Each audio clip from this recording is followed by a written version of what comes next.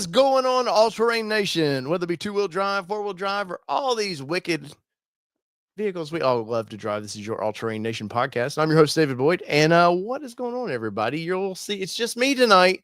Um, we got some craziness going on. It's Mark's birthday. So Mark and Jess are out doing birthday things tonight. So Mark will not be in with us. Maybe Kelly will sneak in here in a little bit and stop in and say hi. But I literally just walked in from the ball field. So I'm worn out, but I'm excited to talk cars with you guys. First off, I got to say hi to Rob. What's going on, Rob and Douglas, Michael Cooper? Always the classic three that are always in here right away. I hope you guys are having a wonderful time. Wonderful time. Cheers, everybody. I need this one tonight, and we'll give a little marital nation here because I was at the ball field.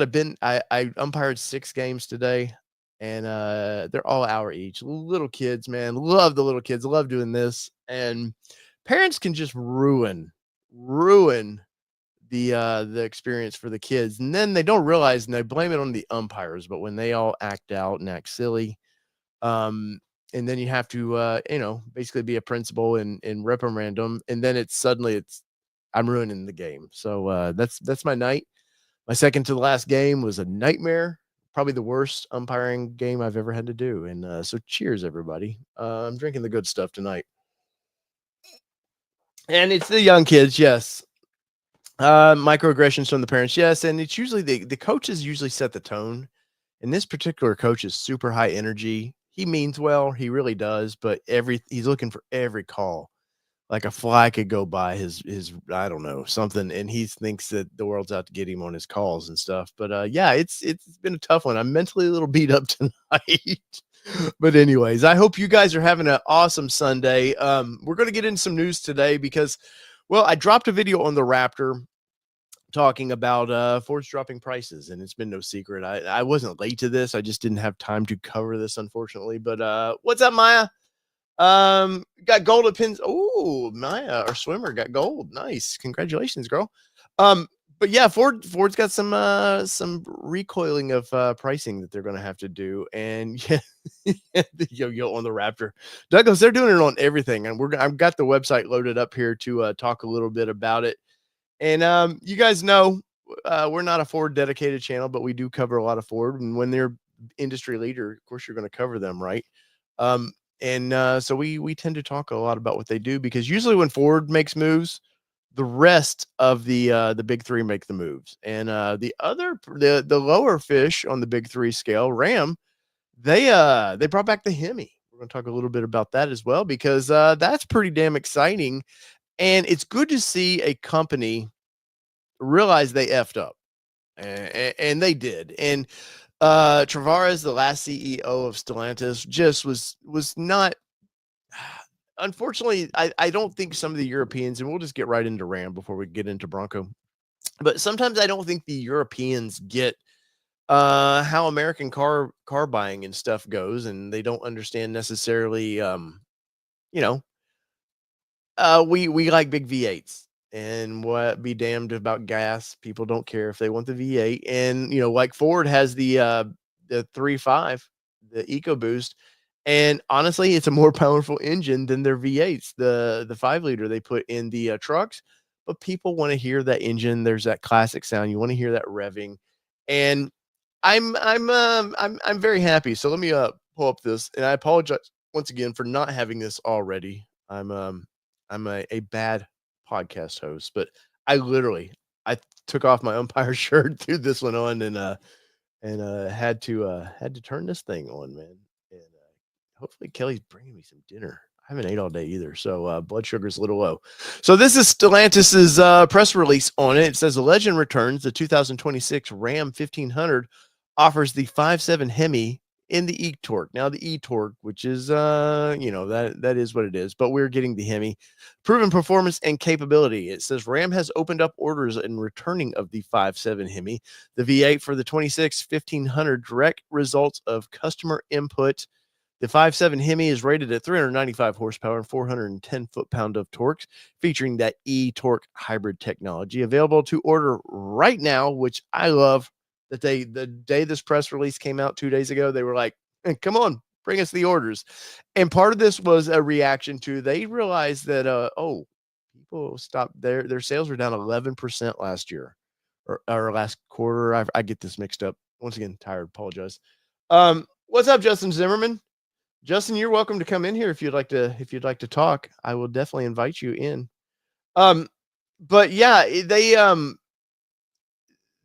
Ford realized like EcoBoost don't take away the V8, and I guarantee you they sell more of the EcoBoost, and I think Ram would do that. But I think the previous CEO with the European ideas, they just said no, we're just all in on fuel efficiency. Once again, not a bad thing, but they're like, hey, we're all in on this train of the EV path where everything's going EV. They did the Ram Rev. I have a reservation on a Ram Rev.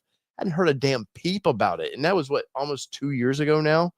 I saw it at Chicago Auto Show, the prototype 2 years ago, and I want to say that's when I right over when they opened it up, and not a peep. And then they've delayed that, but they ousted that CEO as they should. And all right, Justin, I'm gonna send you a link on Facebook, and as they should on that, like correct course. The guy was so hard headed, and I just I don't get it. I don't get why to be so hard-headed. It it wasn't gonna hurt anything. Their cafe regs are what they are. So it wasn't gonna hurt anything to continue to do the V8 and start the process of moving to the Hurricane i6, because I've driven that engine. That is a very good engine. And I know a lot of people, they didn't like being stuck with that's the only engine I got, and so I think it's smart that they made the switch and they're going to offer both. And now the big thing is we have the RHO, which is pretty high horsepower and pretty spunky. I've yet to get to drive that truck. I think I will this fall. I know there's a shot I can drive it this fall, but maybe sooner. But it's in that, and I know a lot of people. My buddy TRD John just picked one up. A Toyota guy picked up the that which I love. I think it's hilarious that John did that. But John's owned many of the full size Tundras, and he just wanted to try something different on his channel. And I say cheers, John, for that. But back to the i6, the Hurricane in this thing. Once again, it is fun when you get in that motor. You stomp it, you get a little of the pops like you would a kind of a tuner car from like some GTR kind of thing. You get some of that, and I think it's fun. But full size truck guys, once again, they want that option to have that V8. And so we'll get back into this, which I love this quote, by the way. So let me highlight this so you guys can see this, because this right here, this takes balls. CEOs and especially billion-trillion-dollar corporations do not like to admit mistakes. They just don't. And of course, Ram just brought back the former CEO of Ram. So now I guess the current CEO, they just brought him back. I think he was gone for 6 or 8 months, and they were like, hey, we need you to right the ship. Please right the ship. And right the ship they did. And he says, everyone makes mistakes, but it's how you handle them that defines you. Ram screwed up. I love that. Ram screwed up. And speaking of screwed up, well, here's my buddy Justin. What's up, man? Thanks a lot, man. How you doing? sorry for the intro like that. But let me finish this quote. Justin says they screwed up. We own it and we fixed it. Said Tim Kaniski. I'm going to say that. I'm butchering that. I know. The CEO of Ram. We're not just bringing back the legendary V8. We're igniting the assertive product plan and expanding the choice of freedom of choice in powertrains for our customers. Justin, I know you've kind of been a Ford guy, but you're not opposed probably to V8s and other brands again, right? I mean, everybody seems to demand it, right? They keep making final versions for the Jeeps too, right? Every year is the last. Yes. Yeah, we haven't even got into that. The final version of that 392. Yeah, I was just actually before I got on your show was looking. Our local dealer has like 3 of them still sitting on the lot, so I don't know. What's that? 392s? Yeah, 2024s unsold. Yeah, pricing. Well, they're suffering, and we're going to get in because I do want to talk to you about the Bronco stuff because you are pretty Bronco oriented. But yeah, they're suffering from what Raptor's got problems with right now, high interest rates and a high price for a vehicle that's probably not worth the price to admission. But we'll get into that. The Ram 1500 lineup is still going to get the iForce Max engine, or the iForce Max, the Hurricane engine. But yet now we're going to get options. Now, the one thing that does bum me out, and I think, yeah, right down here is the kind of here's when you can get, or what you can get with it. So the 3.0 high output is going to be for the limited Longhorn RHO and the Tungsten. And basically you can get either the 3.6, which I don't know why anybody would want the 3.6. I would rather have the 3.0 than the 3.6. 3.6 is not a bad motor, but it's compared to the 3.0, it's a dog. But look at that. The V8 is basically across the board except for Rebel. And it's going to be late availability for Rebel, which kind of bothers me because, Justin, I had a Rebel in my driveway for 6 months. I have to admit, I've never been. My brother was a Ram Dodge guy. He owned Dodge trucks. He had the Challengers and all that stuff. But I've never been like much of a Ram guy. But their newer designs are pretty appealing, and that engine was pretty spunky in that truck. Yeah, the RHO one don't the base specs pretty much, aren't they better than the 5.7 V8 as far as like out of the box? Less horsepower, a lot less horsepower. It's like 540 somewhere in there horsepower. But after talking, I talked to the engineers about this last fall when I was in Texas for the official reveal of this truck, and the idea for them in the RHO versus the TR or TH, man, words failing me. The T-Rex it's a more balanced truck. And they were having some problems with the big V8 engine in it. It's too muscular, too muscle car like, and it didn't handle as well as they wanted. And with the inline six, it's a balanced engine. You know, inline sixes like that for putting in the truck like that, it does help handling. Everything's centered. There's a lot of positives to that, and there's some negatives of horsepower. But no, I think torque is better than what it was, but horsepower is down in it. Gotcha. But across the board, you can pretty much get what you want now, which I commend them for doing this, man. Have you ever heard? I know you're not in the auto industry per se, but you're in a industry where you deal with CEOs and stuff a little bit. Have you ever heard of a big company going, we effed up. Sorry, guys, we're going to fix this? Yeah, I mean, depends on the context. Not often. Well, a $1 trillion company like one of these guys, I can't see them happily doing this. Yeah. Well, again, it's amazing. It's, I think, almost purely an American thing, but man, anybody gets rid of their V8 and everybody starts crying. Yes. Now, one thing I do love is their new little badging here. Of course, it's going to be tiny on me for whatever reason. But I love the fact that they even knew, like, we messed up so bad that we have to do some special badging. And I have this, I'll blow this up for everybody. But yeah, they knew they messed up so bad that we have to oversell the fact that we have a V8 in the Ram. So let me remove this. Again, sorry guys, I am exhausted. So where are we at? Windows, there it is. There, now we can see it. But look at that. I love that logo, man. You know, that when you pull up next to one of those, you're definitely going to go, what is that? What is that? Look at those 4 cylinders on that one side. Is that a V8? I've always I've always said that Ram and Dodge, Jeep, they know marketing as far as like how to do a goofy logo or something. Or back when the Rubicon first came out, you had all the red shocks and stuff that made people look at it like, what is that under it? They know this kind of stuff. So they're definitely going to market this vehicle. Go ahead, Justin. I'm digging it. They have pretty cool badging on all of their Hemi products. Mm-hmm. Like I always wanted the Demon. You ever see the one? Yeah. Or the Elephant. Did you ever see the Elephant? The crazy, you get the Elephant. Yeah, that they never actually produced. We had it here. I guess I didn't realize this, but I guess Chrysler or whoever owns them now was sending out a lot of these motors, a lot of these builder motors to various car places, and I guess they lost track of some. So about 4 or 5 years ago, I'm up in just north of where I live with my buddy. He's got a Gladiator, and they were building a custom roof rack for him. And they said, by the way, here's the story. They were sitting on 2 Demons that they just wanted to get rid of because they never could sell them, and Chrysler didn't even know they had them, and they were going to do a full Demon swap all in for like $35K for him. Wow. Yeah. Wow. Well, I know a lot of my age audience probably doesn't watch the Stradman, but at one time he had a 6x6 Gladiator he built, and he sent it to, is it America's Most Wanted up in Michigan that does all the conversions? He sent it up there, and they were supposed to put a Elephant. They put a Hellcat in it just as a, here's till we can get the Elephant in.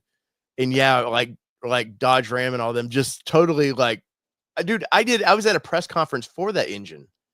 Like, here's comes this drag. I seen it in dragster form. They had it at the Chicago Auto Show. I was like, holy cow, that's a massive engine. Never produced it. And I don't know what they like. Ram and this company, Dodge and them, like, if they want to screw with somebody, they just always throw a V8 in it. It's like, oh yeah, well, here's a V8. They did that when Bronco came out, was oh, Bronco's going to steal some cells. Oh, here's that V8 engine that people have been doing for 15 years, converting their own trucks. Oh, now you can buy it in a 392. And it was like, was it within a week of the reveal of the Bronco? Yep. One? I can't remember if it was before or after, but I remember it being right almost exactly the same time. Yeah, I had friends at that press conference that they were just amazing. It was a concept, and a lady I know up there, she was like, there was nothing concept about it. She's like, it's a done deal. Mm-hmm. And but I'm pretty excited to see maybe the ship right. I know, and this isn't Political Nation, but I know probably the current administration leaning less towards EV probably allows these companies to kind of play in this playground a little bit more again. There's only time, like the Charger Challenge. I never know what the new one's called. But that car is a beautiful, on the outside and the interior is a beautiful car. And sales have tanked so bad of that because nobody wants a strictly EV car like this. So you have to think they're chomping at the bit because it is set up that they were going to put the Hurricane in it. Mm-hmm. The audience that buys that car, they want the V8. And if there's a chance for that even to have the V8, that's coming. Yeah. Do you ever get to drive those? The Challengers or Chargers? Well, so I've driven the V8. Funny story, I got offered, there's a local custom vehicle shop that's kind of partnered with our local Jeep dealer, and they do Jeep night once a week at a Max Speed Shop is what it's called. Mm-hmm. Might have heard their chain. Anyway, they had an electric one they got in at the Chrysler store. They brought it over to that, and he offered to let me drive it, and I don't know. I think I'd had like 2 beers. I just passed. You were good, huh? I've driven the V8, but the electric is interesting. But yeah, I think you're right. That Hurricane motor. You know what I was going to say about that though? If you start talking with some of these Hemi guys about, but the RHO should be just as quick and whatever, they're like, yeah, but the sound. So if they just pipe some fake sound into it, make it sound like maybe it'd be a little more palatable. Well, I think that's what keeps some of the Jeep 392 guys from trying Bronco I'll be honest, when you start up the 392, which I've driven twice, I think, I did a video on it a long time ago that nobody watched, which kind of bummed me out. But yeah, when you start that, there's something, you get goosebumps of like, oh my God, and it's not supercharged or anything, it's just a normal 400 plus horsepower vehicle. I think 450 somewhere in there. But yeah, Rumblies makes all the difference. It's the first time Kelly, I've told the story many times. The first time Kelly ever got into the TRX, she didn't know what she was getting. We were at this press event. I just grabbed this one vehicle. She didn't know what it was. She was loading her gear in it. And I hit the start button and dude, her head was like whiplash, like, whoosh, like, what is this? And I was like, oh yeah, this is the TRX. And she was new in the industry at the time, but dude, I had so much fun in that truck. But the brand Ram is a V8 brand. I think really that's their identity is, and maybe it's like I said, because they, when in doubt, you throw a V8 in it to get sales back. And I think that's what really keeps them that way. Anything in their lineup though that ever interested you? I mean, did the 1500 full size trucks ever? Well, so my neighbor that makes the shocks, he just had a TRX. Like, Mm-hmm. I like that. I don't know if I was going to do a muscle car, I'd probably would just do a Mustang. I don't know. The Challenger and Charger are cool, but I don't know. Yeah, the TRX is the only thing I said, man, if I had some money, I'd. Yeah, the But price is what kills those, man. And which once again, we're going to talk about that here in a little bit. Um, but yeah, I really think I wish they would kind of hint, they're getting back into NASCAR as well. The news came out yesterday that hey, we're back and we're doing truck racing right now. I think because they really have to establish their race program again. And the trucks, it's kind of I think how they did it the last time anyways. They sort of did I want to say Jeff Gordon's old crew chief, I think he was doing, I know he did the 9 car and 19 or whatever, but I think they started the program with trucks.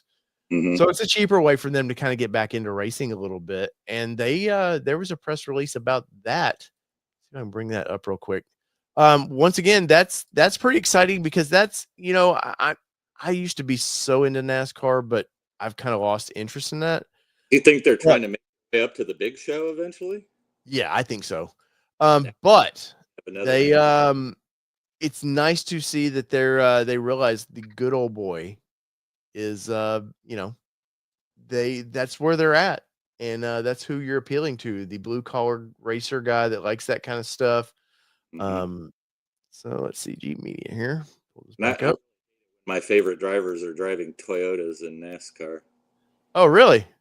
Just no, like you said, it's a good old boy sport. You want to see Ford, Chevy, Dodge, right? Yes. Here it is. All right, pull this up for you guys. And if you're listening, I greatly appreciate that. And come over and check us out on the live streams. One great thing about this is everyone, you can watch these anytime. And they will soon, I keep saying it soon, they will be going strictly to the podcast channel. So if you go to All Terrain Nation podcast here on YouTube, you'll definitely get that. All right. So, Dave, I was a few minutes late getting in. You probably said it, but where is everybody tonight? Well, today is Mark's birthday. I saw He's that. 750 years old. So there's those birthday dinners that you got to do occasionally. So and then next week, Allie and everybody's coming back because we got some special news things we're going to talk about. So here is the press release. Ram is back in America's Motorsports. Ram is back in NASCAR. Nice. So they did a nice little killing me here, Ram. You're killing me with these tiny files. So let me let that download. But yeah, they did a really fun video, and they've got the I think this is it. They've got the CEO driving a normal truck in this thing, and like once again, it's weird that like a lot of times these companies hide from the fact that they've kind of effed up, Yeah. and they're not hiding. Like they're front and center about this, which I find to be very refreshing. Did you notice that race truck kind of looks like a slate? Oh, don't get me started on Slate, man. I bought a Um, reservation, dude. do you really? Yeah, I mean it's Oh, 50 fundable. Why not? well, I'm we're gonna get well. That's something I'm gonna dig into because I'm very curious why on that. But we'll do that here in a minute. Share the screen. There it is. All right, so here is the NASCAR truck, the NAS truck, or whatever they call them. Yeah, it looks good. Actually, it looks like the truck, which is kind of fun. That's I that think part of the logo on people. the. I think I saw a elephant logo back there. Maybe not. No, it's just a normal RAM. Ah, okay. They're Yeah. kind of new 3D RAM there. Um, it's very exciting. I'm not sure who the race team will be for this. I'm sure they've got somebody picked out that's just itching to get back into that. I could imagine Richard Petty Motorsports, even though Richard Petty really don't own much of that anymore, but they've Chrysler, Dodge, and all that. They're well to be with that, so I can imagine they're interested in that. But it looks like, I mean, they're wind testing, so it looks like they're kind of taking this serious. So that's pretty exciting. Nice. But the CEO in the ad that I've seen that was going all through the commercials, they like he's driving a new Ram, talking about basically the press release that I talked about earlier, and he's talking about that, and then this race truck comes up. It's a really cool ad that I've seen. Um, but it is really fun for me to see. I remember when truck racing started in mid like 94, somewhere in there, and it was fun. I remember I was a big Darrell Waltrip guy at the time, so he had the 17 truck he was running around. Remember Earnhardt and all those guys getting in, and so it was kind of fun to see those guys, and the idea that they're getting back into truck racing. I'm super happy for. Yeah. I'm sure Toyota's over there going, "Hey, we don't need no. We kind of we're pretty dominant right now in a lot of these series." So um, and it does look at that. It actually looks like the truck. I hate when the NASCAR got into this. They just basically had a front end and you just put your graphics on it, and Yeah. but it actually looks like that. So it's pretty fun. Um, so you just tell me you had a story, or did I interrupted, or sorry, About what were we talking about? dude? I don't know, man. Oh, That's how. I brought up the slate, and then you said we'll talk about that later. But Oh, 100%. Yeah, let's that's pretty much all we can talk about Ramride at the moment. Um, so Slate, guys, I've beat this company up. I've been pretty hard on um let's see if it'll pop up. I've been pretty hard on a lot of the startups because I've followed them. I remember when Canoe came out, I had people early in this channel, they were like, "Dave, are you gonna do reservations?" And I was like, I want to see where they go, because I like stupid looking vehicles, and that Canoe was up my alley of just quirky, weird. The Slate, unfortunately for me personally, is a little too boring. It's not. yeah, I think that was part of the appeal, but so if you guys don't know, Slate is a new EV brand. It's backed by a few billionaires, Jeff Bezos and a few others. Um, and they're not connected to anybody. They're their own thing. They're going to build them in a I want to say it was like some weird warehouse in or factory in Indiana that now they're converting it to build these slates.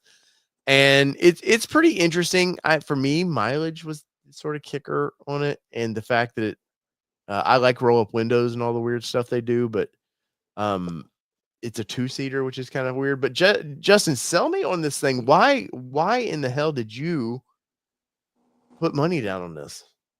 well, just to jump back real quick, they do have. I don't know how much time you spent on their configurator, but they do I actually haven't I haven't built one yet, because I know they just last week it popped up. window. They do have an electric window option, and they have. So here's the thing: is the way they're selling this is if you only want to buy the $20,000 base truck now, do it. Every modification that you see here is like totally, you can like install it in your garage. So Mhm. you can turn it into a 5-seater, and they'll literally ship it, the seats and the whatever you choose, to your house. You can bolt it in yourself. But overall, I mean, that's kind of the, well, where my brain got going is it's really designed to be, everything bolts on. So I called Nick over at Mountains to Metal. I'm like, this might be like, if it takes off like a good product line, there's a million things you could do with this. And he's like, I was looking at it. I've already got a reservation. I'm like, yeah, me too. Luckily, what it was like $55. 50. Yeah. Okay, so it wasn't too bad. And you So seeing the interior now, because at first you really didn't get any good shots of the interior. So now I have a better idea of their layout. Weird that you can get it without a screen.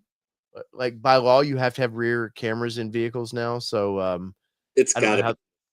be, it's got to be in that center console behind the steering wheel there in Mhm. the, I mean, that's the only way they could do it. But I've got a little 12-inch iPad that's got a cell signal on it, and like, I'll stick my little iPad there in the middle, and Yeah. that's basically your Is that control. what that is? Is an iPad? Is that kind of what Yep, they're? Okay.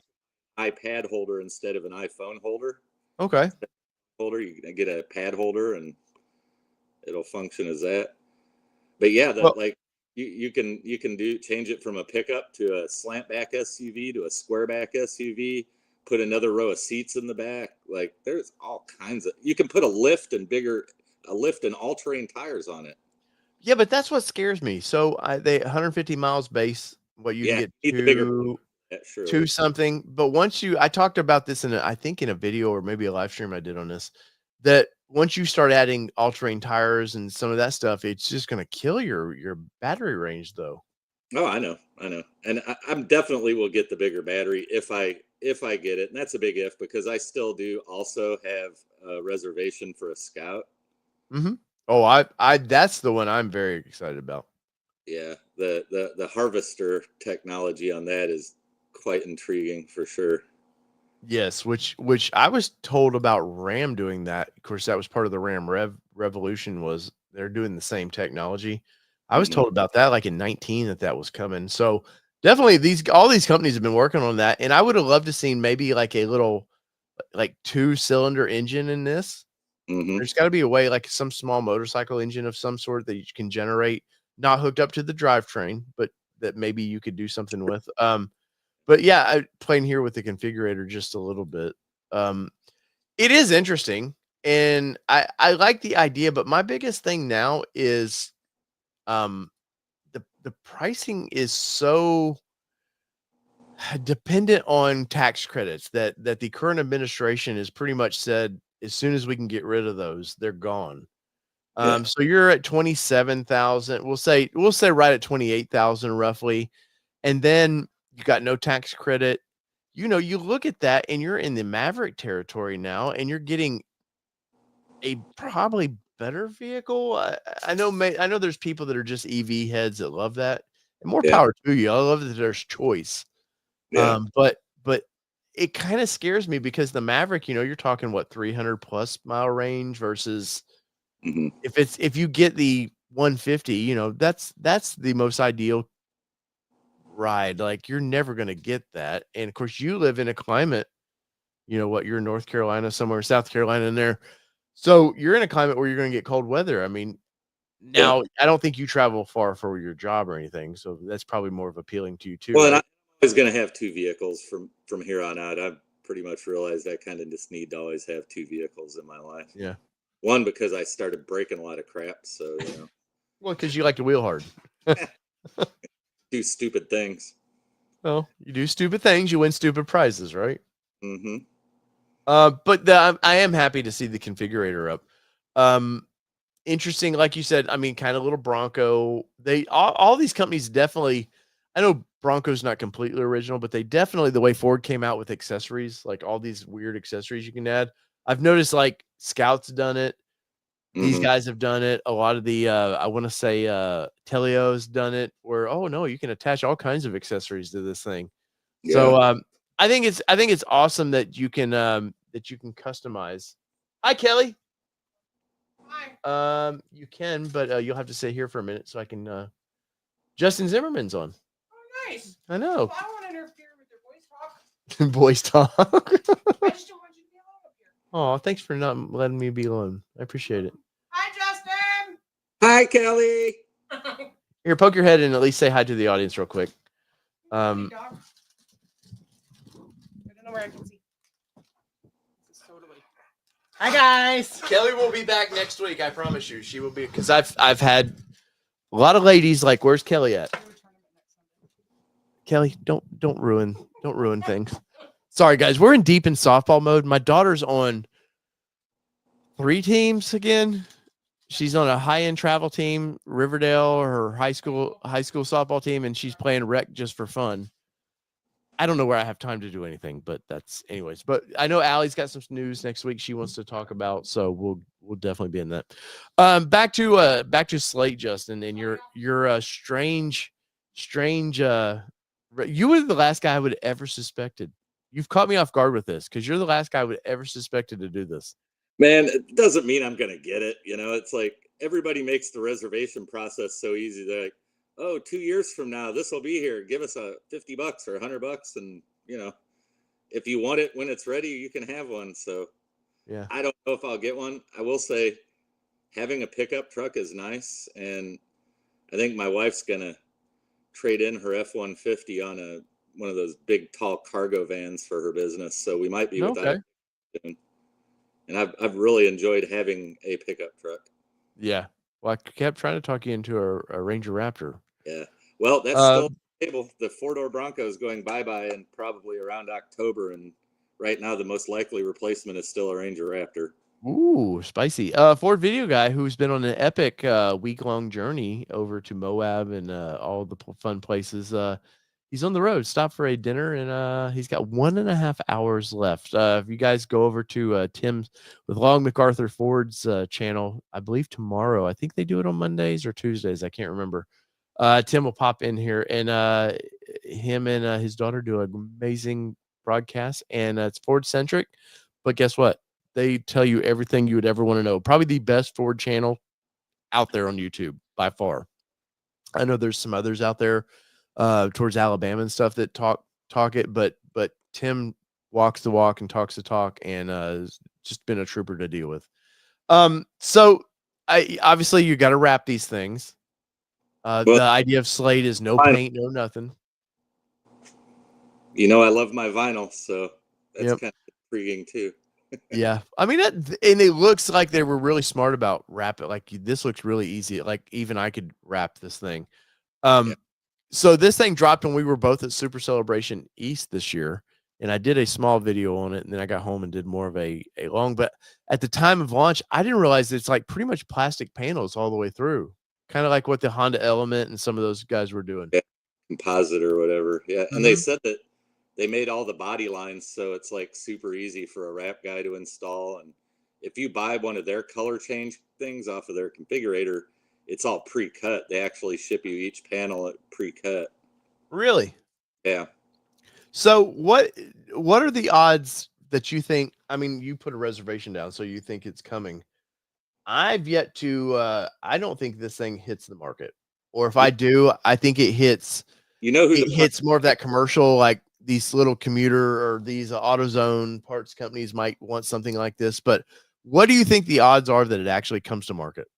Well, this is Jeff Bezos' baby, so I'd say very good. Yeah. It does have some that like Canoe never had big backing money behind it. Once again, Teleo, they really don't have any big backing behind them. So yeah, I would say I'm 75% that this comes to market. I think at the end of the day, people always do the reservation, like you said earlier. They're easy to do. It's easy to commit. I remember Bronco reservations. There was people at my real job that, I've got my reservations, and guess what? I'm probably the only one out of 10 people at my company that actually put their money to paper.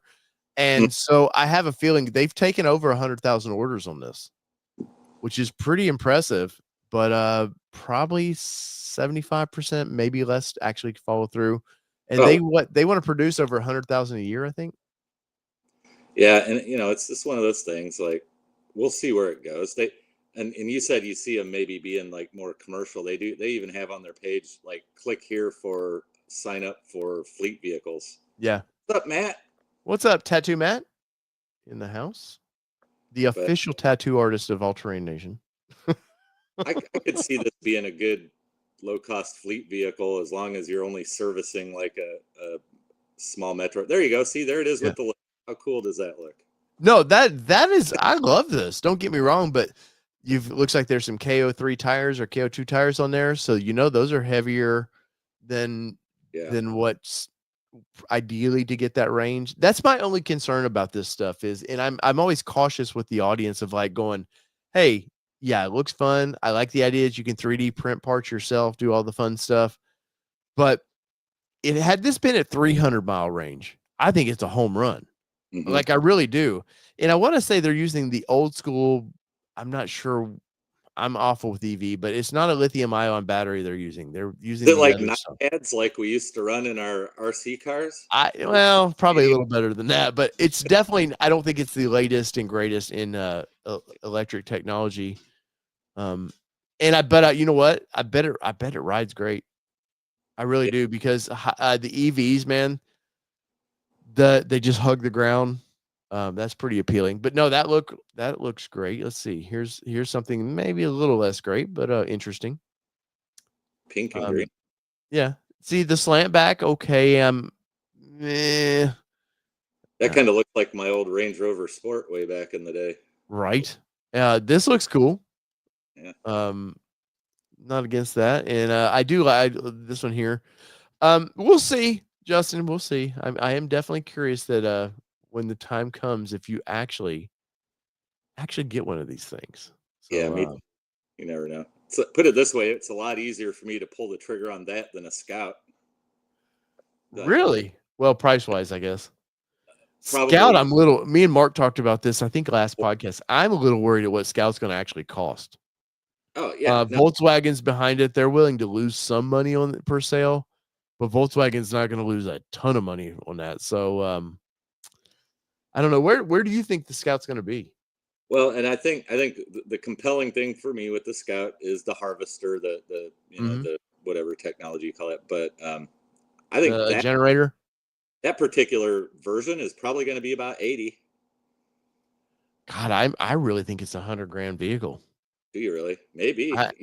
That's because I don't think what a lot of people realize, and of course, I've not got to see this thing in person. There was a chance there was a press event I could have went to 3 weeks ago, something like that, and they had the concept vehicles there. But they're I think these are bigger than people think. I think it's more towards the full size SUVs. And all the luxury stuff they're putting in this. I don't think they're going to do a very much of a base version. So, well, and again, if I get it, I will probably get the pickup and just, I'm not saying this or even the Slate. I'm not talking about wheeling them necessarily. right. What's my second vehicle going to be? Your fun vehicle, the Fun V. Now this, I have there's a lot of appeal of this for me. The Scout has a lot of appeal for me. Not so much the truck version though. I've not really talked about the Terra too much. I mean, having a truck, like you said, I have to say, since I sold the Ranger Raptor, I do miss having a truck because it's always that I need to go take some garbage to the disposal place, or there's always that weird thing. You're like, oh, I don't want to put this icky crap in my Bronco or whatever. So the truck, that's kind of appealing, but I don't know. For me personally, I didn't grow up as a Scout as a truck. So it's a little different for me. And I know I've heard reservations are almost 75-25 more for the Traveler. Yeah. But it's Traveler just looks good. The next, Defender. It'll be the thing, the Suburban. For a minute, it'll be the hot Suburban housewife new SUV. And oh God, yeah.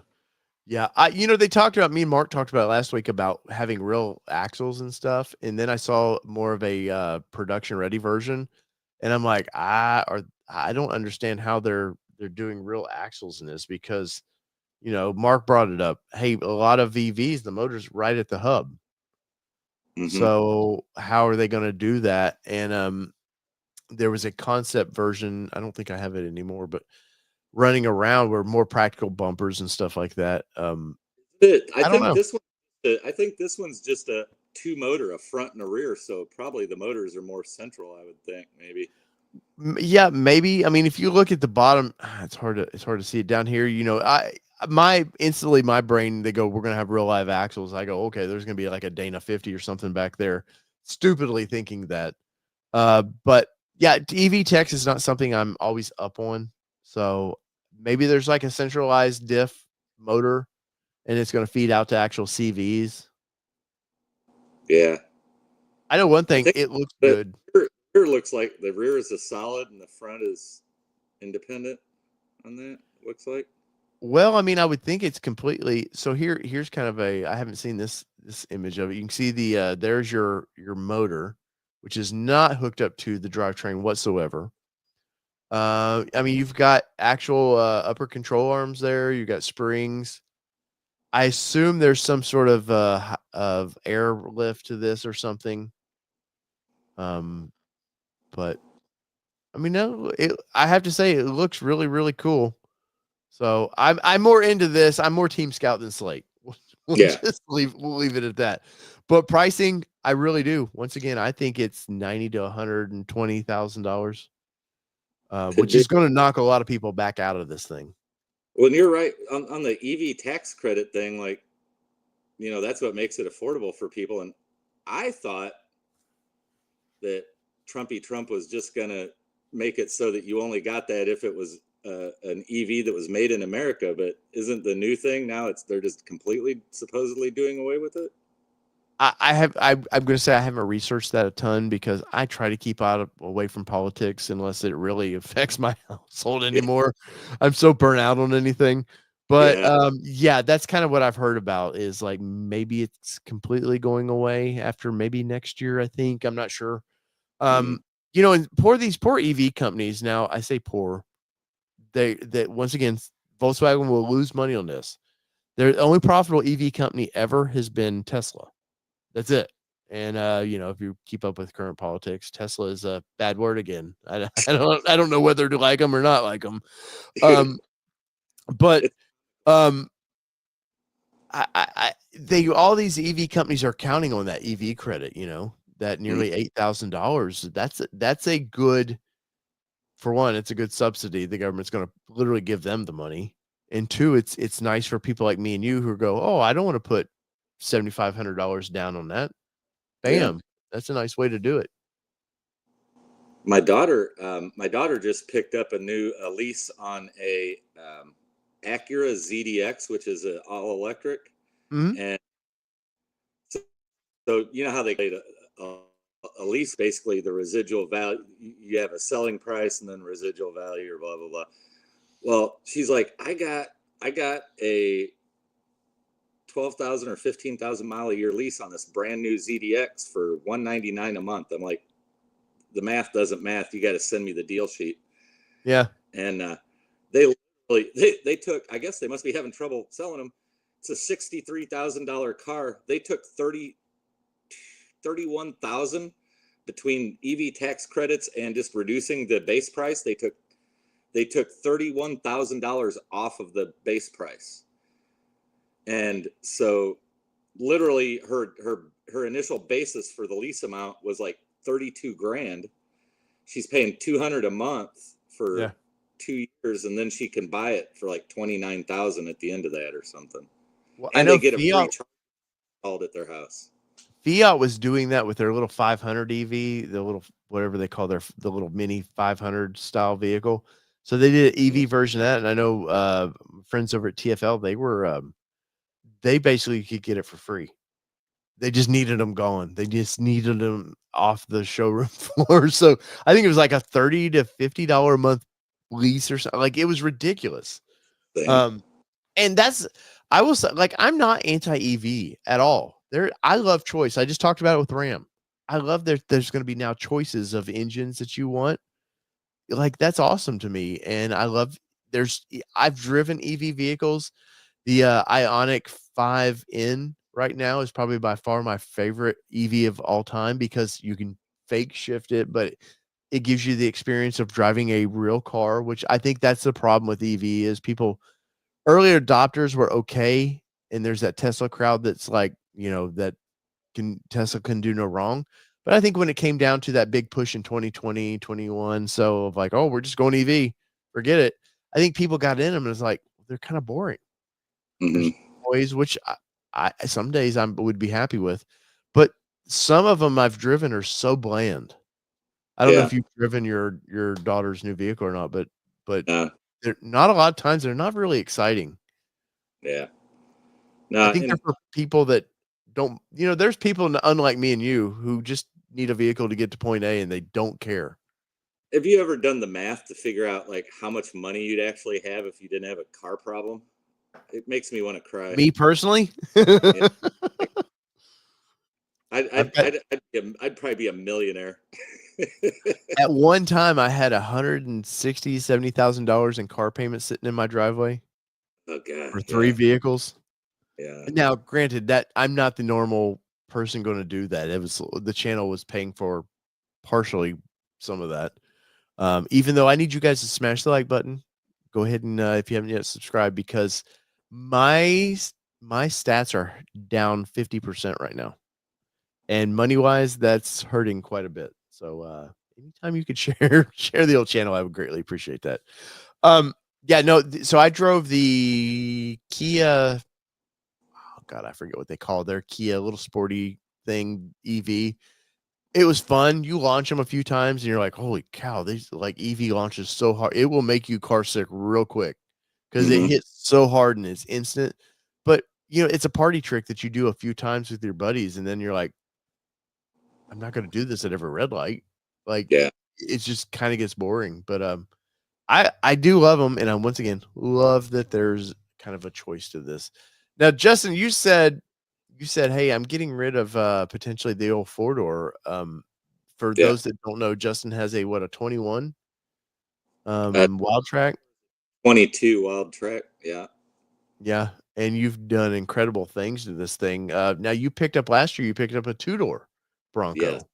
And I just first time today, believe it or not. You did what to it? Just wheeled it for the first Oh, time. really? Yeah. How did that go? Oh, it's so much fun. I love Really. So what's if people don't know a 2-door versus 4-door, what is the appeal to a 2-door off-roading?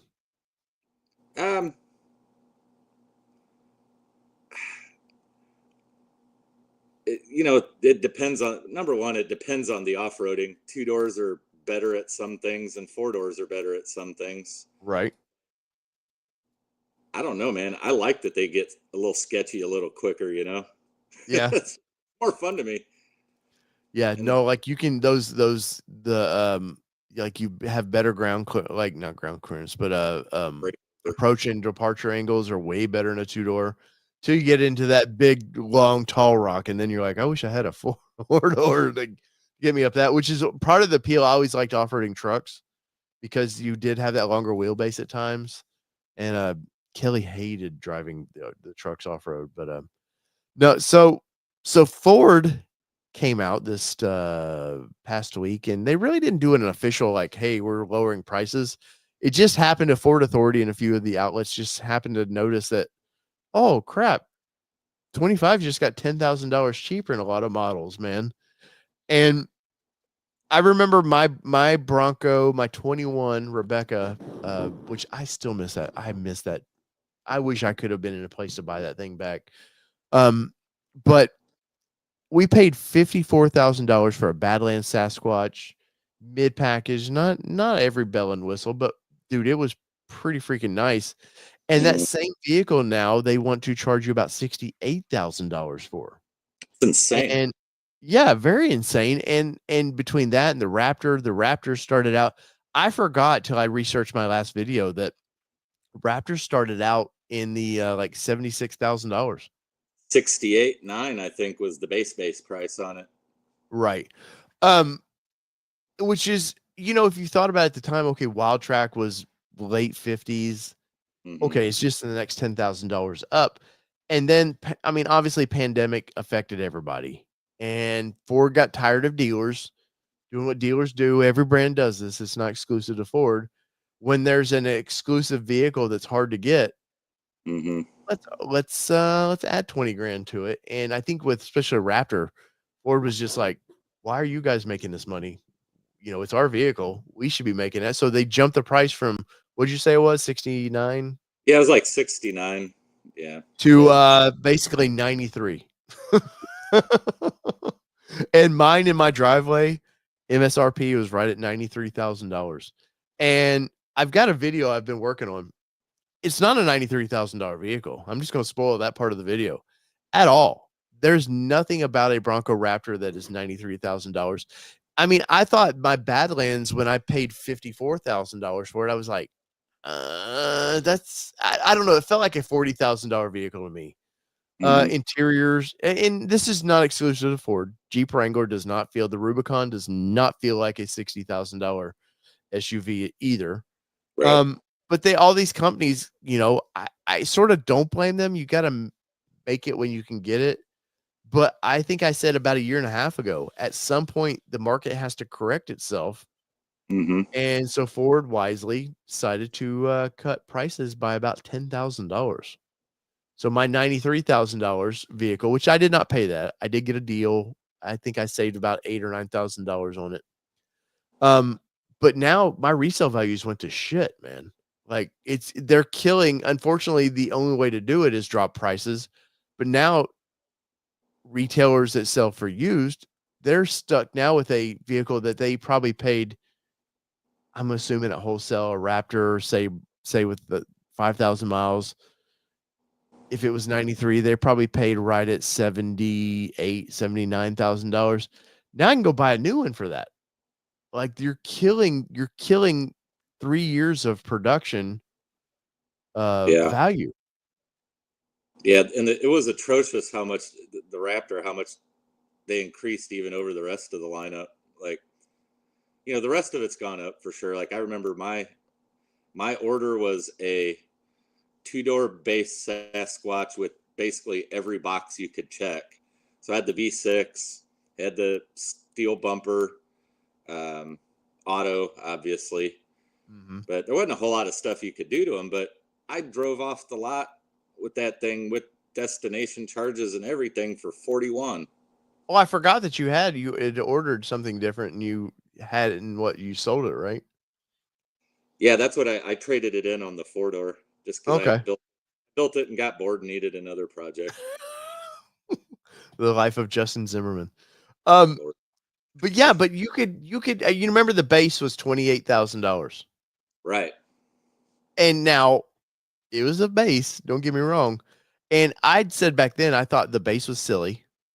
I'm not against a base, but I thought it was so close to the Big Ben, it just didn't make sense. And a lot of times these manufacturers price vehicles trims at about $1,000 difference, which I thought Bronco, you should have done a base, you should have done the Outer Banks, you should have done the Badlands, and then potentially a Raptor, and you had 4 trims to choose from, and that's it. Yeah. And they got the Wild Track got real confusing, even though you have one. And I know you love your Wild Track, but it was very confusing. That was supposed to be the Desert Runner, and then by December of 2020, Ford started showing glimpses of a Raptor. Yeah. Well, and the thing with the Wild Track, it was my understanding that Haas 3.0 was supposed to be available at launch and it got delayed or something because that was supposed to be the differentiator, I think, from the get-go on the Wild Track was the Fox shocks and whatnot. Right. Which I other than maybe the steering rack being upgraded, I never like they wouldn't have sold me on that. Now I think about if I were to order a Badlands again, because I would always want the front rear lockers, a lot of the features that the sway disconnect. I wouldn't even order Sasquatch. Yeah. I would just because I lifted mine and stupidly 4 months later or whatever traded it in for a Raptor. But I think you don't order Sasquatch. If you're going to lift it, enjoy it with the 33s. Trust me, you can do a lot with 33-inch tires. I wheeled most of the past 20 years with 33-inch tires. But yeah, I think that Ford right now is in kind of a pickle, and Jeep did the same thing. Jeep followed Ford, and I said earlier, a lot of these manufacturers, if Ford makes a move, they tend to follow along with what Ford's doing, and suddenly Ford's getting $93,000 for the Raptor. Guess what? The 392 started creeping into that price. And now I think a 392, if I remember right, is 115 somewhere in there, which is it's not near that at all.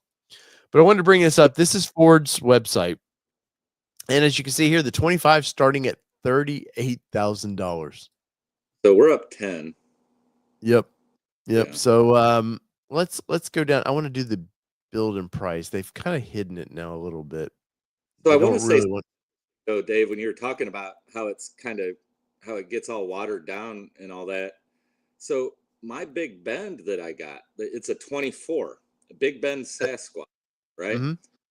And it comes with, as you know, they made the vinyl standard on like everything but the base. So it had marine grade vinyl seats and a washout floor, both of which I want. Everything's got a 12-inch screen now. Yep. Right?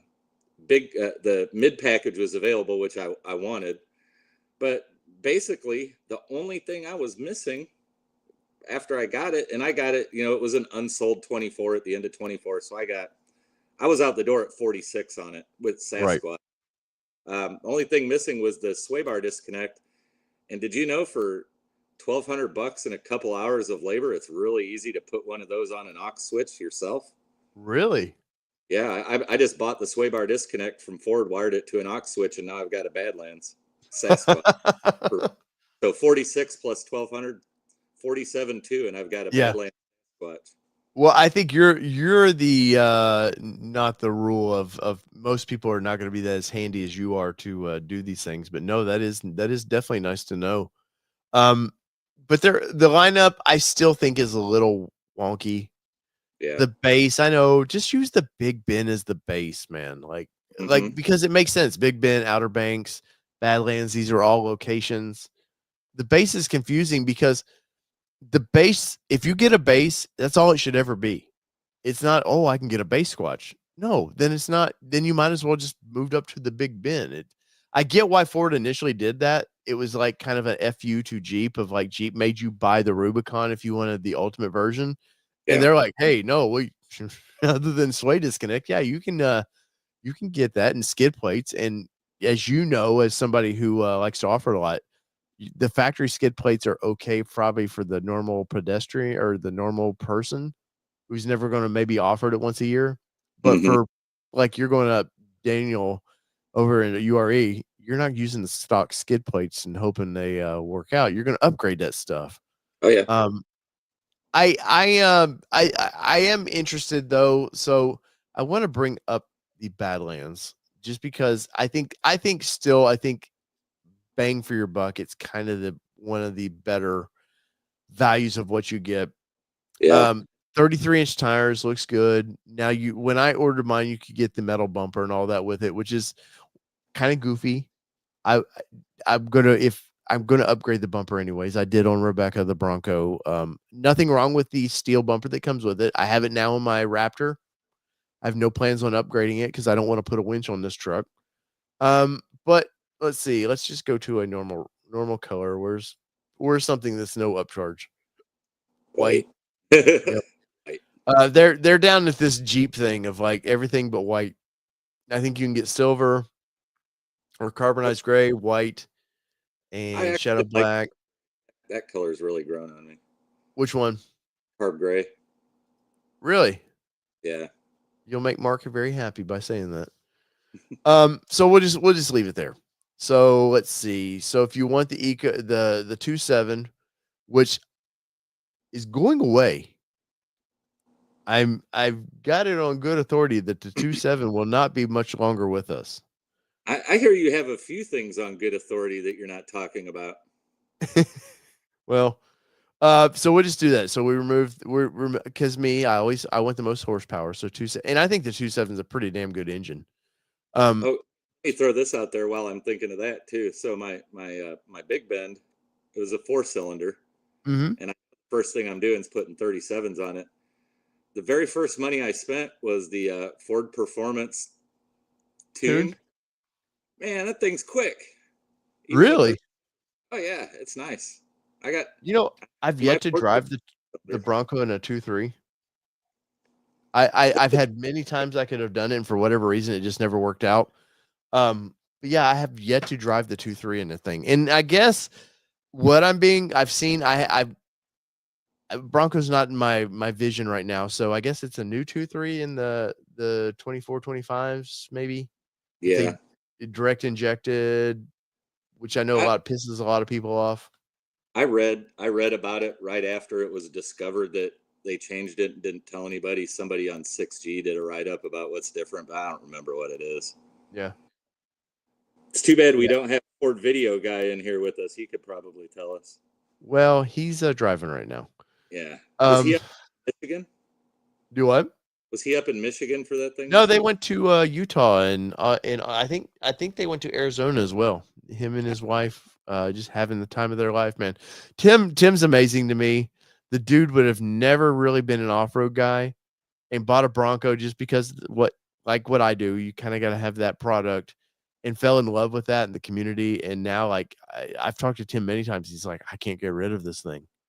It's like, don't you want like the next better thing? He's like, well, sure, I would like it, but this one means so much to me that I can't do it. Well, was Laura kind of the same way too? Oh, with her, yeah, she has her 2-door and she drove now. I was so happy that Laura drove her Heritage Limited Edition to Supercell.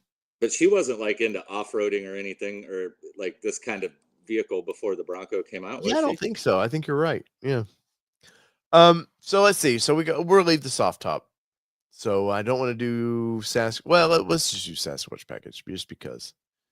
I do like the new wheels that are standard on Sasquatch package. Because at no point would I ever use factory wheels with the potential to use them as bead locks Mm-mm. at all. I'm just gonna because if I'm gonna do bead locks, I mean, I guess there's probably that guy that's like, F it, put bead locks on it. And I'm just gonna go beat the piss out of it, but that's not Well, me. and if you're doing beadlocks, you're probably doing 37s, and if you're keeping the factory wheels and putting 37s on it, you got to do wheel spacers, and at that point, you should have Yep. bought wheels anyway. And that was my point with our Rebecca build. I put 1.5 wheel spacers because I wanted them to poke out. I put the non-Sasquatch fenders flares on them, which because I knew I'd be in some ruts. I want the Mhm. wheels pushing me against those ruts as far as possible. But yeah, at the end of the day, I should have just bought new wheels. So we'll leave it there. Let's see, soft top. We're just gonna leave it. It's already got the mid package, the full bash plates, all that. I'm just curious. Let's go all the way down here to the end. Like you were saying earlier, now I pretty much the washout seats or the Yeah, in Marine. what is it? Marine grade vinyl seats are pretty standard across the board, Yeah. which I actually like Ford's cloth seats. I think they're really good. It's a good seat. Um, go ahead. Oh, aux switches. Oh, they are included. I was gonna say, I thought you had to check Yeah, the with box. Sasquatch package, it because we're in the Badlands, Yeah. so it does standard some stuff on that. So let's just go all the way down here. We did it's a 12-inch screen, which I didn't have for my $54,000 one. And I love the 12-inch screen. I'm like, where has this been all my life? Oh And did yeah. you know that 12-inch screen, Justin, is out of the F-150? I believe it. After talking to the lead designer of Bronco, there was still some iffy things about Bronco of like, "Nah, will this really?" Because like you never know what the public might be like. That's not a Bronco. Forget it. So they reuse like that's why the dash, the little screen in the dash, I believe was out of I forget what that was out of, but they just reused some parts and that's why the 8-inch and the 12-inch screen was out of F-150. But let's see. So we're gonna have to change this because I guarantee it's in yep, acquisition fee. So you always have to watch that with their Yeah, BSE. and Sasquatch for 60. That's not. I mean, Yeah, so 60 basically $60,000 and I paid 50 for mine. Kind of similar, soft top. Um so where we didn't get I a will. ton of savings here. I will say I would never ever buy a Badlands with Sasquatch. Every other one, Sasquatch is great, but Badlands, it almost doesn't Yeah. make sense for those that mod our vehicles. No, and that's what I was saying earlier of I now had I known because my initial order for Bronco was going to be it was gone after a year. Like I was like, okay, this is the first vehicle for the channel we're buying. After that, I'm moving on to the next vehicle or whatever, and then we kind of fell in love with the community and that. So let's take that way. But once again, 33-inch tires. There's a ton you can do with 30. I've been all through Windrock Park on Yeah. 33-inch tires and didn't have a locker at all. So the idea that yes, you still get front rear lockers, you get the sway bar disconnect. Now let's see what that price is. So $56,000. So for $2,000 more than what I could have ordered mine in 21. Yeah. That's actually not bad because when I built these before with Sasquatch, where we had it at what 59, I Yeah. was 64 somewhere in there. My last build and price on that earlier in the year. So definitely the prices have come down a little bit. You know, Um, partially why that's that monthly payment's based off of a 7% APR. What a joke! oh yeah. Oh no, yeah, 100%. Let's see, customized payment. I mean, Yep. geez, it's the same Let's thing with housing. You know, something's got to give with housing because nobody can afford 7% mortgage. oh yeah, let's just change that to 0 down payment too. Let's see what happens. So yeah, basically still 1,000 a month at 72 months. I remember my first car either doing 3-year or 5-year. And I remember 5-year, not that I felt like a loser, but I was like, I need to keep the payment as low. It's my first car, keep it Yeah. as low as possible. And if you would have told me when I bought my first car in 93, 94, that I would have a 72 month or whatever payment, I would have been like, there's no effing way. Like, you're crazy. I would never pay that long. And now, they're going to be a 10-year car payment. We're Yeah. very, very close to that now. By the way, Matt, Tattoo Matt had a good point. You do lose 470 gearing going this way. Yeah, that's one. But with 37s in that V6, that's not such a big deal. Now Matt runs them big old 40s, right? So that probably you'd notice a decent difference with 40. because it's a 446 or it's a 47 gearing. 470 with Sasquatch, 446, I think, without. Yeah. And to me it's not that drastic of a difference. No. Now, if you want to run 37s, you might want to get into like a 513. If you go 40s, you definitely want to get towards that. I think they offer a 513 now for this. Yeah, they do. And that's going to bring you back to that 33 speed limit, the speedometer, everything's right. But like you said, these aren't my Xterra that I had years and years ago that had like 280 horsepower. Like when you put 33s on it and it came with like 31s, 32s, that was noticeable because they had like a 446, I think, gearing in that. It was pretty noticeable for the weaker engines, but these engines are so spunky now. And like you're saying, now the 4-cylinder, wow. Like, and I hate to be like not anti 4-cylinder, but the old school of me always wants the most horsepower. I just whatever, but yet probably the better motor option now is the 4-cylinder. Yeah, and like I said, knowing that the first thing I was doing was putting 37s on it, I just, I'd seen enough people say, "Wow, the Ford tune really, really, really makes a difference on the 4-cylinder." That's the first money I spent. So you're using the actual Ford tune? Yes. I like the Ford tune. For one, I like the fact that it's backed by the warranty, so that's a big thing to me. I see all these companies out there going, "Oh no!" Like for my Raptor, it boosted me up to 450. Oh, you can get 500 out of that, but guess what? Ford, I'm getting more, and it's pretty low cost if you think about it. It retails at $800 for the Raptor. I'm not sure what it does for the lesser engines, but that's for the horsepower I get. You think about if people like to do exhaust and all this, oh, we're going to get 10 more horsepower and it's going to cost me $1,000.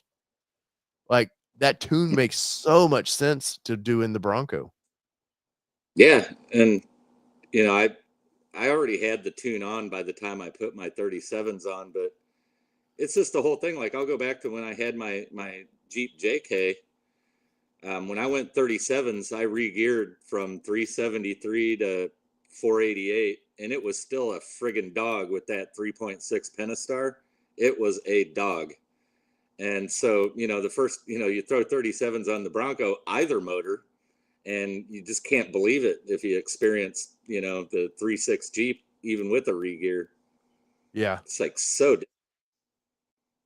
Well, so now I'm going to pull up Wranglers real quick because you can't really talk about one without the other. They're still doing their employee pricing and stuff. So, but let's go to, I don't want to be, let's build and price real quick. Jeep's kind of muddied the waters with their stupid Rubicon X now, which is the dumbest. They've got their starting price is now $6,000 less than the base Bronco. Look at that.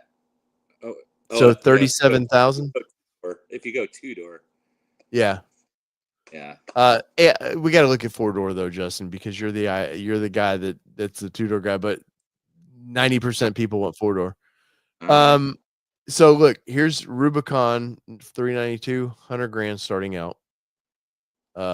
But Rubicon, so let's just look at the Rubicon. Because you do get their sway disconnect, which is not as good as Ford's by any means. Like you better get your level out, make sure that it's on level ground before that thing will ever kick in. Yeah. But you know what they do? fun colors. Ford That's true. has to get their shit together with some fun colors. I know What's the this mojito is not for everybody, but if there was a Bronco in that color, I'm thinking about wrapping our Bronco in this color. I love this color so much. But let's see, you're gonna get the 33s with the Rubicon, if I remember correctly. I and don't really want to do they any have a option. pack. What is their package that gets you 35s? Is that like the X They or they call it the Recon package, if I remember right now. Let's see. Um, they've kind of changed the name a few times. Here's their 315. Here's their version of it. So it's going to force you into a different motor. So I don't really want to go deep in that. But yeah, you can get them. Which is a Bronco forced their hand at that. Jeep never wanted to do 35s, and kind of Mhm. Broncos forced their hand at that. So let's just kind of go down here. Interior, that's manual transmission. I don't want to do hard top packages. They have some fun stuff, which they've changed over the years. They've changed. They used to have a cold weather package, which got you heated seats, heated steering wheel that my Gladiator had. Now they're forcing you into more BS that I don't want. And I wish Ford would simplify Bronco for that too. I Yeah. really wish that could be a checkbox. Like if I want the heated steering wheel seats, just let me checkbox it. Extreme tire package is what they're calling that now. $4,500. Okay. Yeah, I was curious. which is going to get you In ages. 35-inch tires, 4, 5, 6 gearing, max speed calibration of 97 miles per hour. Wussies. You're getting performance anti-lock disc brakes. The gross vehicle weight is 6,250. Let's see.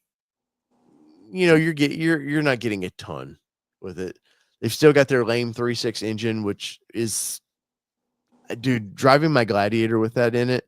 I never was like, oh no, it's underpowered, but I never felt like, oh, I've got enough power to go. If you're getting on the on ramp, I just never felt like it had enough power to do it justice. So let's see. Let's get down here to the summary. And you're lucky their website's working because half the time it doesn't. 47,000. Pretty much a base Rubicon. Look, you can lease it for $382 a month. That may be, honestly, that may be a lease. But they're having a lot of problems right now getting these out the door too. Mm-hmm. It's at the end of its cycle. I will say 18's when the this platform came out, the JL. Yeah. Usually they get 10 years out of a platform. So I really think by next year we're going to get an idea what the next Wrangler looks like. But right now, is that the better deal? Possibly. Although after having, I just don't think I could daily drive one anymore. The Bronco is such a nicer ride. Yeah, I think if a lot of Jeep people were honest, and I love Wranglers. I'm not going to beat it up, but I think if a lot of these guys, these old hardcore Jeep guys would be honest with themselves and drive a Bronco, I think they would go, it does drive better. And I do think though that Jeep, the next generation, has an independent front suspension. Oh, I that's think bold. I think other than I said that I did a video 2 years ago on this. I think that the Rubicon will still be a solid axle, but there's patented some stuff about independent suspension for this. Hmm. And this was like 4 years ago they patented some of this stuff. It's for So this. I think it was for that Recon. no, for Wrangler in general. Oh wow. Okay. Maybe. They had at some point you have to. They have definitely Broncos busted their balls and sales a little bit. Once again, if you drove both of them and you're definitely honest with yourself, there's things about, I still think the interior, the plastics they use in the interior are better in Jeep than what Ford does. It's sure. something about, it's a more durable interior than what Bronco has. But when you drive them, man, it's night and day difference.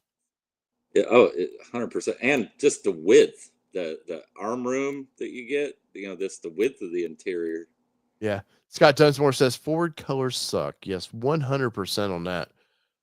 And they could go down. I don't like this that Jeep charges basically $500, $600 for everything more.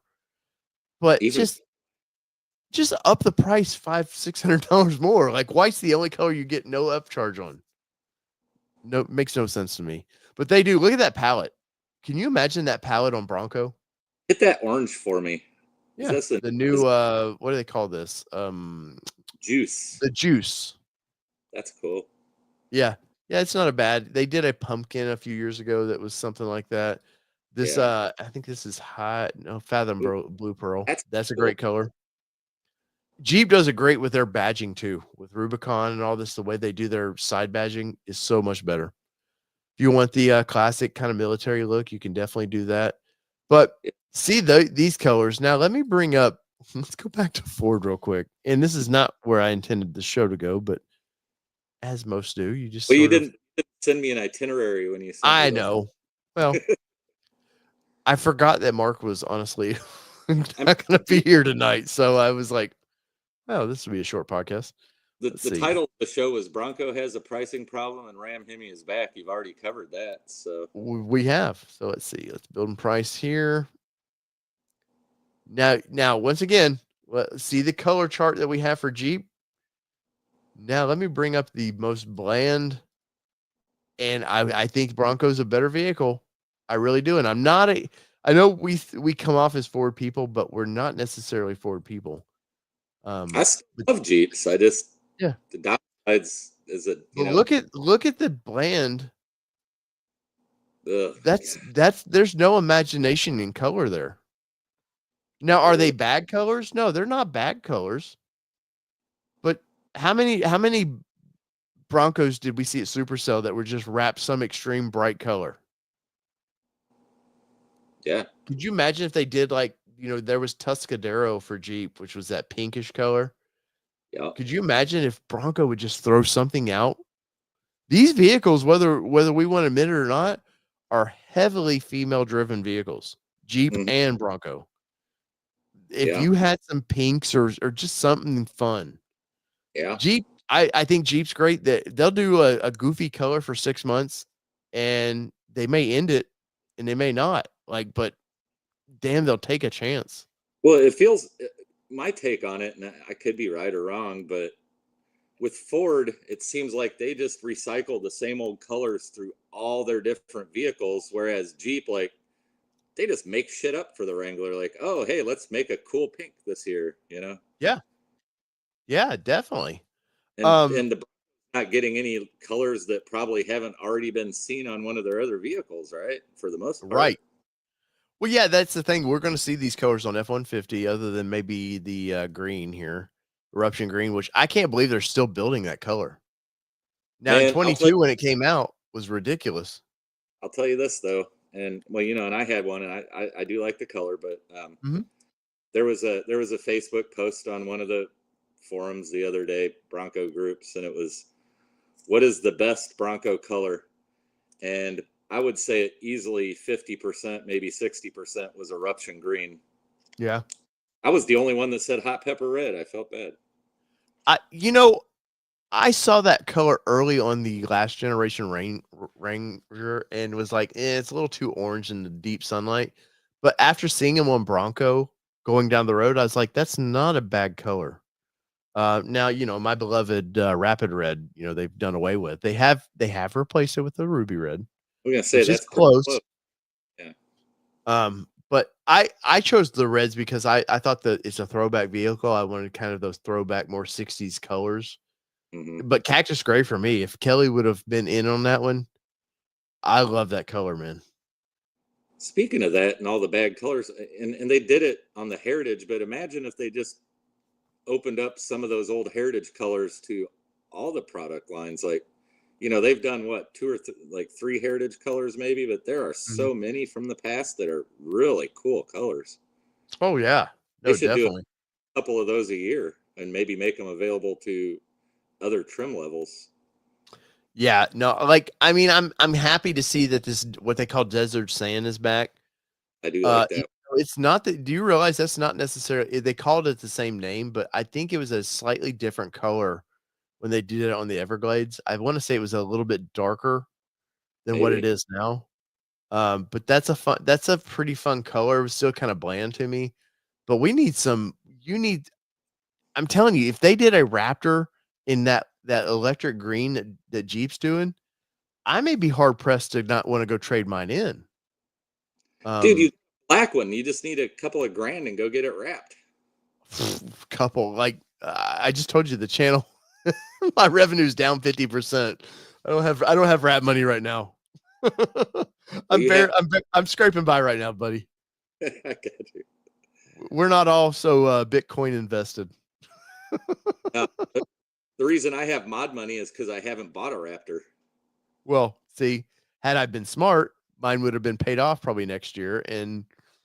But the damn tease of like saving $8,000 or so on a Raptor was pretty appealing.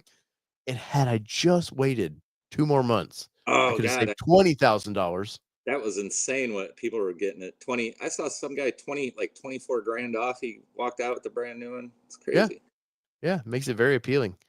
Very appealing. But back to the pricing on Bronco, I really feel like they jacked the price up so quick on these things that it didn't feel natural. And like you said, 7% is what they're showing. My Raptor, I think when I first bought it last fall, was 8%. And dude, I'm an 800 credit score. Yeah.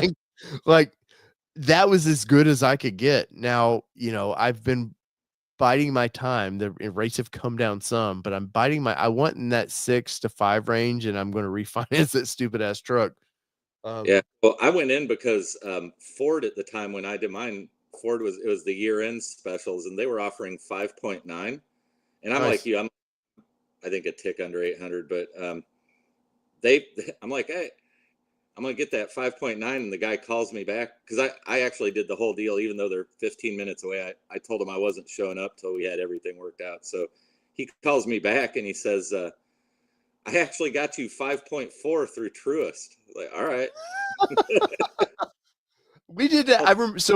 So my first Bronco was in the 2s. And I must have just been like November of 21 when we got that. So it was right before shit hit the fan and started really going up. Yeah. And then I remember our Mustang was 5 something. And I was like, 5s? Really? And then I remember Laura with Alcione was like, yeah, the rate's whatever I said it was, 8, something like that. And I remember like that gut feeling of like, what? Like 8. I remember my first car was a 12% because I had no credit whatsoever. It was the early 90s, right around recession time. Like nobody wanted to loan money. And I remember a buddy of mine going, you got a 12? Like, oh, you should be in the 7s like everybody else. And once you get that taste of a 2, those 5 to 8s, you're just like, oh, it's a kick in the groin, man. Yeah. No, my first 2 Broncos, were both under 3%. Yep. Oh man, back when you could flip them. The good old yeah. Those days were fun. I do miss, like, I don't miss the it would be nice for the channel if I could constantly every year flip cars, but the Mustang effed me so bad to lose 10 grand in 8 months or whatever I owned that car. And that's going to be hard to recover from, man. Yeah, my 401k is not recovered. Oh, that's the worst. Yeah, dude, I had, like, people don't believe me. I still get comments in that video where I talk about losing 10 grand. I had to pay to sell that car. Yeah. Like, I had to come up with 10 grand to get rid of that car.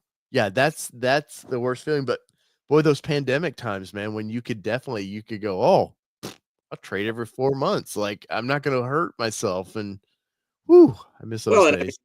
It's good for the channel for you to swap out vehicles every so often. I mean, yep. Yeah, Douglas Blair says Dave will be working. He's 80s at this point. Yeah, Dave's working like 5 jobs right now to pay for all this stuff. And then still trying to pay for press trips, which some I get paid for. Some when I flew out to San Diego it's on Ford's dime for me to come out. Some I don't get paid for, like Overland Expo West, which Justin, you have to go see that sometime, dude. Like the East Coast version is nothing compared to the West, man. It's so much fun. It's hard for me to get out west, but I hear you. I mean, I've never been to Moab.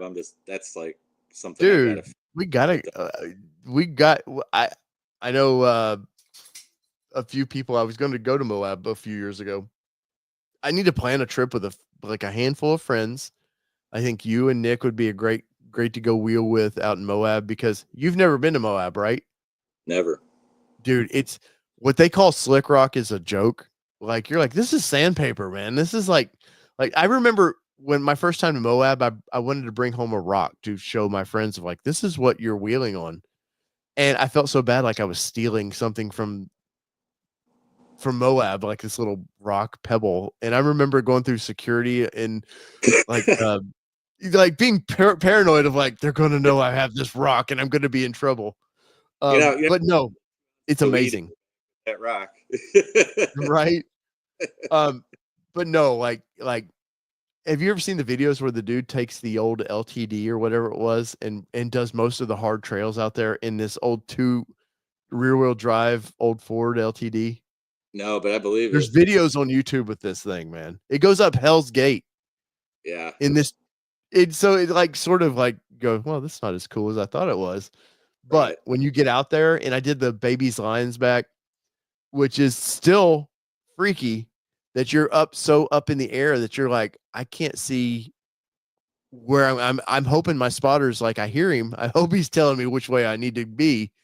Of course, now with modern 360 cameras would be a little different, but no, there's so much fun. Metal Masher out there is an amazing trail. I've not had a bad time in Moab. I haven't been since 17 or 18. So I've got to Yeah. get out there again. So, my whole thing is like, I run a business, but I am the business. So if I'm not working, I'm not making money. But man, if I had a co-driver and a Starlink setup, I can work fine in the car. Like that's probably what it would take for me to pull it off, would be to have somebody coming with me to drive during the day shift of the driving and then have Starlink. Well, yeah, because it's 26 and a half hours straight from me to Moab, and you're another probably 8 hours from me. Mm-hmm. But no, it's a 2-week trip. It's definitely because it's a couple days out there. That first day you're just kind of recruit from driving so far, and but they have all the fun Airbnbs out there, the condos and stuff. There's so much fun. It's a big party. And when you see those red rocks, dude, I'm telling you, it's life changing. You're like, Yeah. I'm on freaking Mars. I'm on Yeah. Mars. It's so much fun. Yeah. Anyways, let's see. Yeah, see, Douglas Bird knows what I'm talking about. Said it was 14 years ago. Crown Vic on Hell's There. Revenge. Did you ever see where Jeep took their little Renegade or whatever, that little small turd thing that sounded like a lawnmower when it drove? They took it up that. And it's Yeah. sort of not as impressive when you see like these little go-karts going up it. No, But it's still going straight up hill's not hard if you got grip. 100%. I tell you what, the best trip I think to go to Moab, if you ever want to do that, stop in Ouray, Colorado. Black Bear Pass is overrated to me. It's pretty boring till you get through the S's, and then you really need to pay attention. But like Engineers Pass, it's an amazing trail. You get a little bit of rock crawling, but you're up also 14,000 feet. Yeah. I was out there in August freezing my ass off because you're so high up in the air and these winds are whipping through there and you're in a hoodie and stuff freezing. But you do that, and I've drove from there to Moab, and it's just a beautiful drive, man. It's really I hate to like Moab's life changing. It really is, man. Like when you see that beautiful countryside is amazing. Yeah. But you've got the ultimate wheeling too. You've got URE in your backyard, so I mean, it's not Windrock, but it's an hour from my door, so I mean place Daniel today. looks pretty gnarly. I've been around there, but I've never actually got to wheel there. But Daniel looks pretty gnarly. Yeah. If you ever come visit, we'll make sure we don't bust you up too bad. Well, I'll be in that area ish for I think we're supposed to do OC's deal. Oh, I will too. You're gonna be out there? I'm gonna be going out with her and a couple other people to scout the trails. I think at the end of July or something. We're scouting all the trails and laying out the trail maps, but I'm going on that trip with them. Oh, nice. I don't know how much wheeling we'll do there because I just honestly, I'm looking at that trip as like just get away, like do some camping, just something I haven't got to do in a few years. Um, but I know Mark and Jess, I think are going to that. We will be at Woodward Dream Cruise. That's a blast, man. That's a fun time. Now it's not really wheeling, but seeing all the classic cars, that's going to be fun. I hear Allie should be on next week. Hopefully, we have some news about it. But the dunes this year that they do early August is going to be a hell of a time. Michigan? And yes, Silver Lake. Mm. Dude, that I will say, that's another one that's sort of life changing. You're like, because what I've seen of dunes is never like what they have there. And when you go up one of those big ass dunes, I'll be honest, we pulled into Silver Lake, and the first thing you see is the big going up the dune, the one you see everybody going up. Mhm. And as a guy who's never driven that before, I was in the Ranger Raptor. I knew it was very capable, but I'll be honest, I was just kind of like, oh shit, don't look like a puss now. you got to just go Rip it. through this. Rip it. Yeah. Test Hill is what Jeffrey said. But for somebody who's not experienced that style of wheeling, that was a hold that steering wheel tight, floor it, and just for one, hope I don't run somebody over on the other side of the dune that you couldn't see. But Justin, that's a place that you and Nick need to go experience that style of wheeling sometime. Yeah, that would be fun. That would be fun.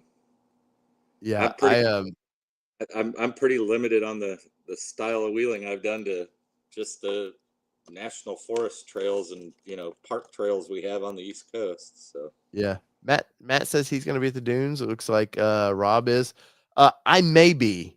From things I've heard, I might need to be there. But it's a fun town too. Like where Silver Lake and all that's at. It's this very. It's if you've ever kind of those 80s 90s beach towny vibe movies that you've ever seen, it feels just like that. It's very, very is cool. it on the UP or is it in Michigan proper? It's on the west side of Michigan, So kind of that's towards probably Chicago side. 12, 13-hour drive for me, something like Oh, that. it would be, yeah. I mean, it's a hell of a drive for you. It's not. The drag strip there, racing the dunes is so much fun too, man. I got my ass whooped a few times in the Ranger Raptor. Yeah. I love these. I had this dude in this Ram diesel. You could tell was just modded to piss out, like whip my ass, and they're really like happy that they whipped my ass. And I was like, dude, you're like horsepower to weight to ratio. You're like you're probably 500, 600 horsepower to my 400. But yeah, there's Miss Laura. So much fun. Yeah, me and Laura were supposed to race last year, and for some reason just never got to. But the dunes is fun. But Woodward's going to be fun for us this year. We are going next month. We're going to a trail that you would love here, Justin, in Tennessee. It's an actual road, abandoned road. It's called the Iron Gap. And Okay. I did a video on it 2 years ago where we took Rebecca out there. We're going to take the Raptor out there. Jess and Mark are coming with me this time. And Jess has not got to experience this style of off-roading. She did a little bit with me of rock crawling at Windrock, but not what we're about to get into. So we'll see if she freaks out and has fun. Almost forgot to tell you, I'll be sort of out your way last weekend in June, like 26th, 27th, something like that. There's an Ultra 4 race at AOP. We're racing the race Dude, that's team. not Adventure Overland Park or whatever it's called, towards Chattanooga area. Chattanooga, South Pittsburgh, but yeah, basically Chattanooga. Dude, it's like only like 40 minutes from my house.